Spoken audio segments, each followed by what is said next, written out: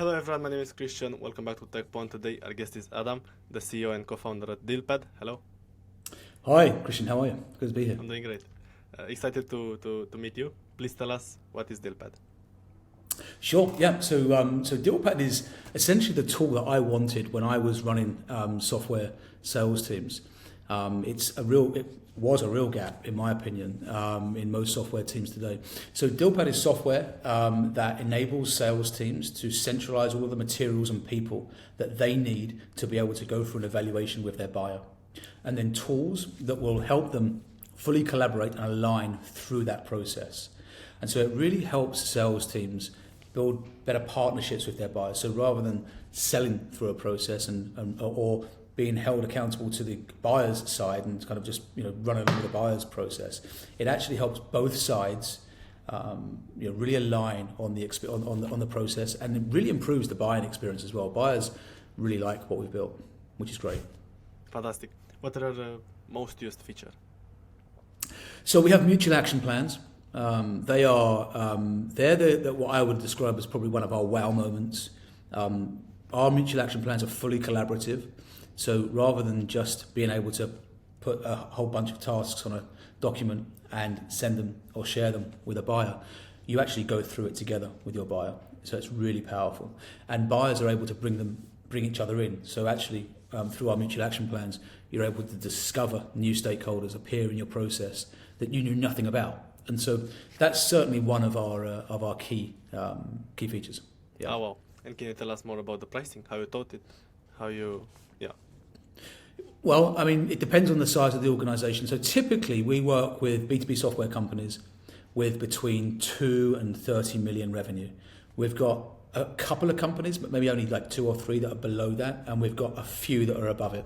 And so the main criteria for us is that the organization that we start working with has a fairly large ACV, average contract value. So we kind of look for at least 50k of order value plus, and then the higher the better. And so pricing depends on a whole bunch of things. I can tell you that our ACV, our average contract value is $34,000 a year. Thank you for sharing. And you're big on integrations, right? You have a full list. Can you tell us some for the users? Sorry, what? Big on? I know you have a big integrations list. Maybe you can share with us some of them. Yeah, so we mainly integrate into CRMs. So we've got 3 robust integrations into Salesforce, HubSpot, and Zoho. And so that's where we focus most of our attention. And then we integrate into a few other tools, but mainly our integrations are CRM based, and specifically Salesforce, HubSpot, and Zoho, which is where like 95% of our customers sit. Yeah, absolutely. And I love to hear the use cases for your product.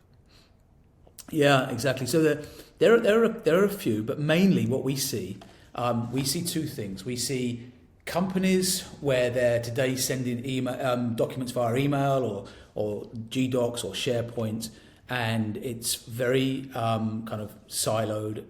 They don't have any ability to track anything that happens, so they can't see who's reading it, what documents, or how long they're spending in a document, who's sharing this. If anybody else on the buying team needs access, then they've got to ask for permissions.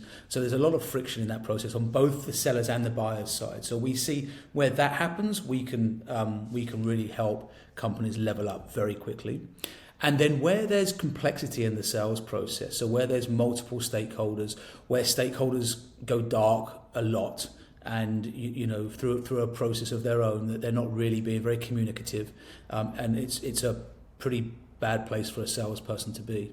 It really prohibits the ability to forecast accurately, and so we have tools that will enable the seller to really fully align with their buyer, and so it helps with much more visibility as to what the buying team are doing. And so through Dealpad, you're able to very quickly identify whether or not you have all the right people at the table and how engaged they are. And so it helps understand whether we should double down and stay in this deal or we should pull out really quickly. And I think one of the biggest killers of a sales team is the amount of time they spend in deals that don't close. And so, Absolutely. for example, one of my last teams when I was the chief revenue officer of a SaaS company, we wasted more than 1,500 hours across our team on deals in a year that we didn't win. And wow. if we'd redeployed that time into other deals, what could our revenue have looked like? And so this is why we've built Dealpad. It's to save time. So a big use case is we're wasting so much time. We want to be able to understand which deals to focus on or not. So the other one is we really need to be able to align with our buyers more than we are today. And then the third one is the centralization of kind of everything in one place. So it's really easy for the sales team and the buying team to go through that process together. It makes total sense. Yeah, absolutely. What's your favorite success story? A company that used Dealpad and how it helped them? One organization, we got full payback on their annual license fee in 7 weeks. We consistently hear that we're able to help companies close deals that they weren't otherwise able to close, that have been stuck in their pipeline. So that's always a really great thing to hear. I think across all of our customers, as an average, we increase win rates by about 23%. So I think that's a big, for us, it's a big achievement. It's a big win for our customers. What's really important for us is that we add value. Our customers come to us because they want to book more revenue. That's the bottom line, right? That's the ROI they're looking for. They want to close more of the deals they're working on, and Correct. Offshoots of that are a whole bunch of things. It's saving more time, becoming more efficient, being more aligned with your buyers. But ultimately, everything feeds back into we just need to book more revenue, and so that's the metric, kind of like our North Star that we home in on. And so everything that we focus on really feeds back into that. And so we try and really move the needle on that metric for our customers. That's a great vision. I love it. You also have your own podcast, right? The Sales Leader Series. Please tell us more about it. Yeah, of course. That just came out organically. So we, our buyers, our customers, are sales leaders inside software companies. Yeah. It's who we sell to. It's who uses our product. And so we were just chatting one day to one of our customers, and he just had so much to share. And it was like, we'd love to get this, onto something. I didn't, and then so we recorded it, and it was just really great. And so we thought, well, why don't we just set up as, if you think about our network, our network is purely B2B SaaS sales leaders, right, and sales execs and account execs, and so everybody wants to learn from each other. Why can't we help facilitate that learning? And so the Sales Leaders podcast just was born from that, really. Whereas let's just not keep our insights and our learnings to ourselves. Let's try and share it and help each other. And it's been very successful for us. You can find that on our website. There's a link on the footer of our website to all of those podcasts, and they're actually really, really good. I love this. How important do you think is community to building the product? I know you use it a lot. Yeah, I mean, it's really important. I think, to be really honest, we're not massively community driven. We could be way more community driven than we are. I think what's really important, though, are communities. And so, I'm hooked into a whole bunch of communities, like SaaS founder, SaaS sales leader, sales kind of exec communities, and they've been really useful. Not just in terms of building Dealpad, but just for my own kind of growth and my own learning. Being plugged into those networks, you just meet some incredible people going through the same thing as you. You learn a lot. Even just that serendipitous kind of learning, where you're not really kind of reaching out for anything, you're not searching for anything, but you just see or hear something, and it's like, oh, that's a light bulb. And so communities are massively important. They are important for us, but I mean, if I'm honest, we don't really do very much with our own community at the moment, apart from the podcast series. We should definitely do more. Agreed. Sounds fantastic. What are the best tips for somebody that's looking to improve their network? Well, I think find the niche that you're in. So if it's sales, for example, or if you're a founder, there are some incredible networks out there, locally and globally. And plug yourself into them.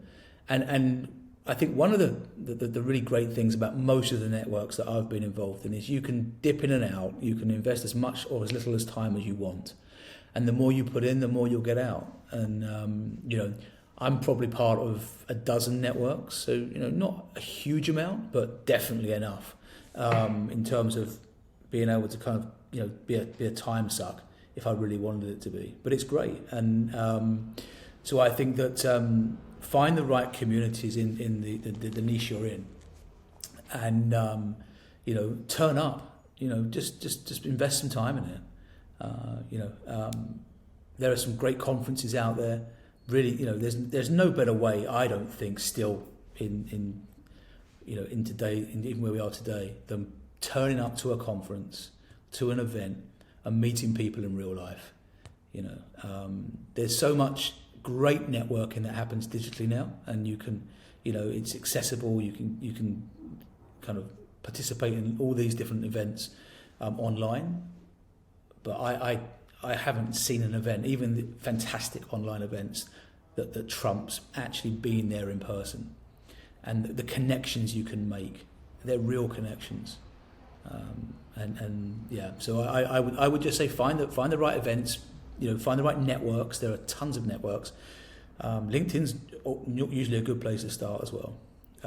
Follow influencers that you think can really help you learn. So, for example, follow great sales leaders if you're in sales, and see who follow them. Build your network out that way. Look at that kind of second and third degree network and start to expand your network out that way. That's always a really good start. And then you'll start to discover other networks. Oh, I didn't realize that there was a whatever network that most people are in. Okay, I'll go and join that. And I didn't realize there was an event happening in San Francisco in May. I'll try and get myself to that. Or whatever it is, right? You start the bigger your network, the more you'll discover. No, this is fantastic. You shared it perfectly. I really appreciate it. How competitive is your space, and how do you differentiate? Yeah, it's I would say super competitive for a number of reasons. I think that show me a company that hasn't heavily invested in sales software, like not just doing what we do, but CRMs, forecasting software, top of the funnel prospecting. So I'm talking like Outreach and Gong, CRMs. You've got Salesforce and HubSpot. This companies have a sales budget, and so all of this budget is soaked up by a whole bunch of existing tools. That makes it difficult to get some space inside that budget when they've already heavily invested. The reason we are able to do it is because actually nothing on the market today, no software exists today that does what we do for sales teams. Like, we actually help sales teams book revenue. Salesforce is great for organizing, but it doesn't help book revenue. Gong is fantastic for coaching. It's good for sales intelligence and showing you, some kind of key insights about where deals are at. Clary is the same, but it doesn't actually help you close that deal, right? Outreach is obviously phenomenal. SalesLoft, they're great at scale prospecting, but they don't help you close the deal. Dealpad exists purely to help you get that deal closed, and the link that we really align to is people.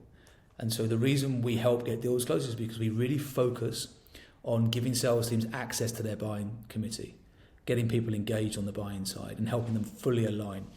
And so that helps us differentiate. But it's really competitive. There are some great direct competitors of Dealpad as well. They do things differently to us to a degree. But I'm really pleased that we're in a market with such great other companies to spur us on, to keep us on our toes, to learn from, and it's a very interesting category to be in, that's for sure. No, please go ahead. No, carry on. Okay, when did you start the company?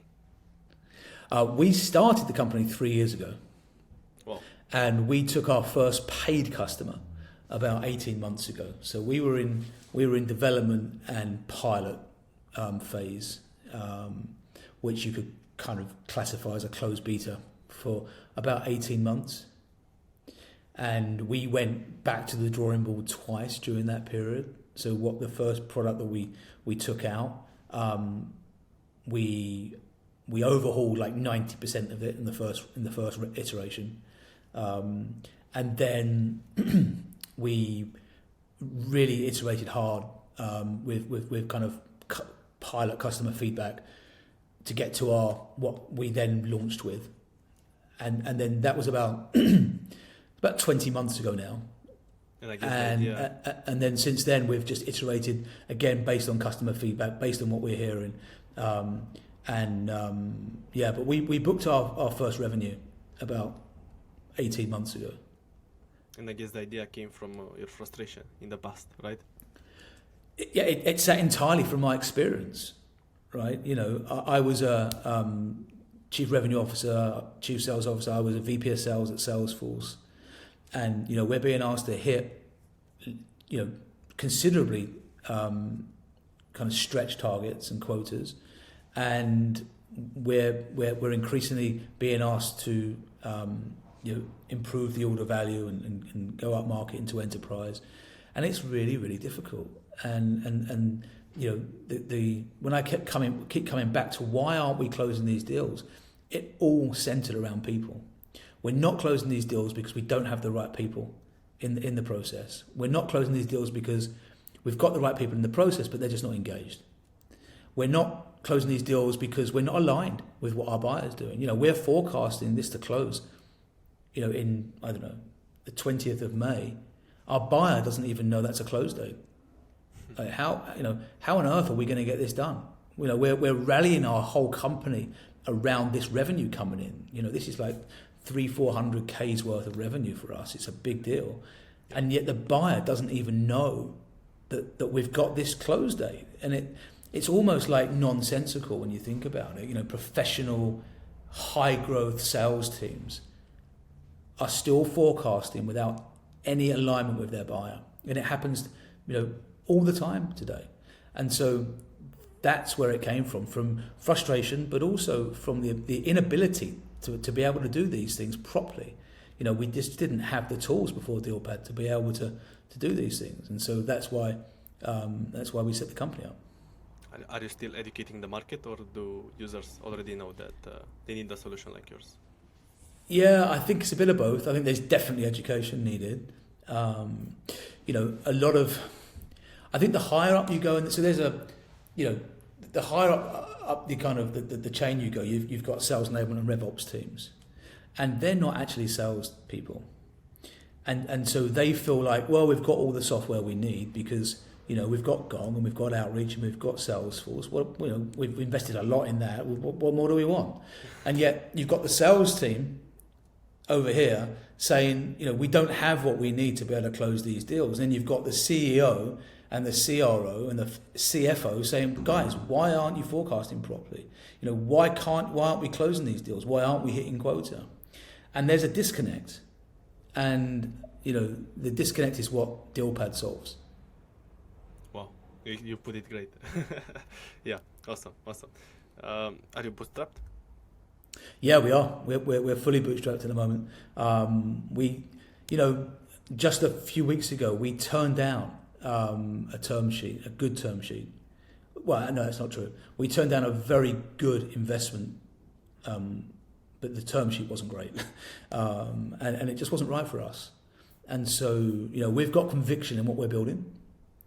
We've got good momentum. We're in a very embryonic market that's growing quickly, and we're at the front of that market. Right. And so I think that it's a really tough decision as an early stage founder when you're bootstrapped and you're growing quickly, And, we could definitely have used that investment. It would have helped us move a lot faster. But the terms weren't right. And so, what do you do? Like, it's a difficult decision to make. So we turned it down. And we decided that, we can build as fast as we need to right now on our own, get to a better valuation, get to a better moment, and then find the right partners to bring in that will really help us scale. So right now, we're bootstrapped, and I think we'll remain that way until everything kind of aligns, until it all feels right. It's all about alignment, right? Your company, your mission. Well, yeah, everything's about alignment. Well, it's true, isn't it? It's if you're buying something, or you have to feel comfortable that everything fits into place. Otherwise, you won't buy it. And I think it's exactly the same when you're taking investment. You can't just see the number, because if you see the number, it almost kind of blurs everything else. And it might be the best decision you could ever make, but it could also be a decision that comes back to haunt you in the future. And I don't know, it's a difficult one, particularly in this climate. Everybody that I've spoken to said to me, take the money. Like, you don't know what the world looks like in 6 months. You don't know how long it's going to take us to get out of this moment we're in. It could get worse. And, all these pessimistic views. And like, and they're right in many ways. Yeah. Right? There is a lot of unknown and a lot of uncertainty. We would have been much better off if we'd taken the money. Or rephrase that, probably not better off, but we would have had a longer runway. We would have, had a clear view of our future, right? Yeah. But I think that sometimes you've got to take risks, calculated risks, and as I said, where our revenue trajectory is very good, and so we don't need to take the money. And so when the time's right, and let's say everything comes together, then I think we will, and that will help us scale pretty fast after that. And what's your current ARR? We're on about 1.4 million. Mm-hmm. What has been your best growth tactic for getting new people to the platform? Customer referrals been very good for us. We really make our North Star customer success. We want to drive ROI for our customers. It's the reason they buy us. If we're not doing that, we're going to churn them. And so by doing that, not only do we have happy customers, but they recommend us. Yeah. And so that's been a really good growth channel for us. Events has been very good. So we've been at 2 or 3 SaaS conferences over the last 12 months that have been fantastic for us.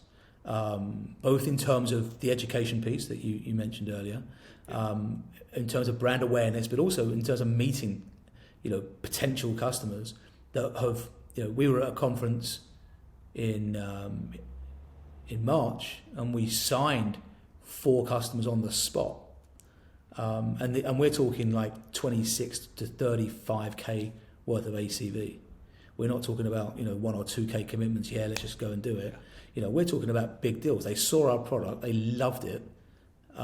They spent a bit of time with us, and they signed deals on the spot. And so they've been really good for us. So I think that those 2 channels have been great. And then obviously things like LinkedIn and we've spent quite a bit of time on SEO. I think we probably doubled down and optimized 4 channels.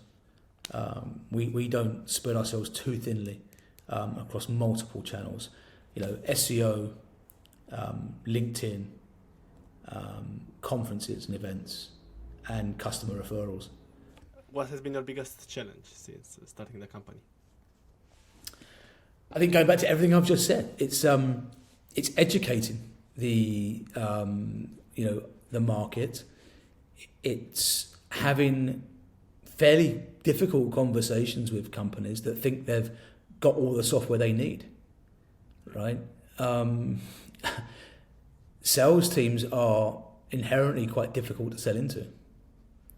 And so they're not great at buying software. And you know, I think that when they see our product, they realize they need it.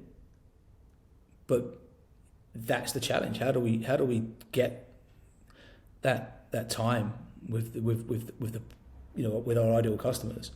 That's been the biggest challenge. The amount of times I've sat on calls, like genuinely, where the first thing that prospect will say is, "Look, you know, we came through because we're you know, we know we've got a problem, but we don't have any more budget for sales software. You know, we're totally leveraged out." And then by the end of the call, it's like, okay, we need to have this. We need to go and find some budget. But it's frustrating because, you know, we do start a lot of our early calls and our early conversations with that sentiment, and I think that is the challenge. It's sales teams need us, but they don't know they need us. And when they realise what it is we can do for them in terms of actually helping them book revenue and win more deals, you know, we get deals closed. How did you start your career? So I started in a sales role. I joined Intuit, so very large company. Yeah. As what's now called an SDR, but then it was a telesales exec, like an inside sales exec. I ended up spending 7 years there. Left as the VP of Enterprise Sales for Europe, and that gave me a good foundation to kind of, you know, I grew up, you know, selling software basically. I haven't done anything else, and that was more than 20 years ago now. That was 22 years ago, and so yeah, I've just grown up selling software basically, and in between the kind of the sales roles I've had, I've founded two previous software SaaS companies, which has been great and really helped me, you know, on my own journey. And all of my companies have been sales led, and so I've always applied, you know, my strength, which is, you know, commercial sales, to my companies and helping them grow. What's the best piece of advice for a starting salesperson in B2B SaaS? Put the buyer front and center, you know, and be ruthless with your time, because you can waste so much time on deals that, you know, it's like it's honestly, it's like selling's like a drug. You know, you as a salesperson, you get someone on the buyer's team that is interested in your product, and it's like, it's euphoric, and it's almost impossible. It's very difficult to pull away from that, and that is the biggest danger that I see salespeople get themselves into, you know. And so ruthlessly and rigorously qualify yourself and that prospect before you go in. You know, are they a decision maker? Do they have authority? You know, are they the exec sponsor? Can they get access to that person? Can they do it on the next call? You know, do they have a real pain that we think we can solve? Is there a budget approved for it? If you can't get positive answers to all of these questions at the very first stage, just pull out. And that's the most difficult thing, because the amount of salespeople that I've said, well, you know, I'm going to take the next call because I think if I do that, I can then get, you know, well, you know, it's bullshit.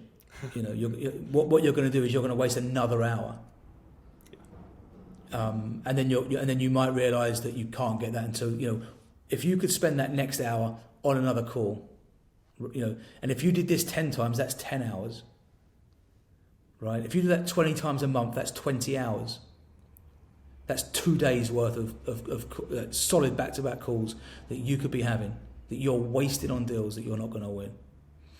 And so I think, for me, if I was to give advice to a new salesperson coming in, it's align with the buying team, and it's be ruthless with your time. Yeah, I have only one question left for you. What's your favorite software apart from Dealpad? Oh, that's a good question. What is my favourite software? I mean, here at Dealpad, we like Notion. Notion's a great internal platform for us. What do we use the most? Slack. It's simple, but it's great. I would say we like here in Dealpad, we like Notion and Slack. We're pretty avid users of those two platforms. That's perfect. Thank you so much for sharing. And is there anything else that you want to tell us today on the podcast? No, I don't think so. But you can anybody listens to this and has any questions, they can always connect with me on LinkedIn, or find me through the Dealpad.io website. Very happy to help kind of the founder and the software sales communities wherever I can. So I'm always eager to support those two communities. I'm grateful. Thank you so much. Thank you so much for joining. No problem. Thanks so much. Take care.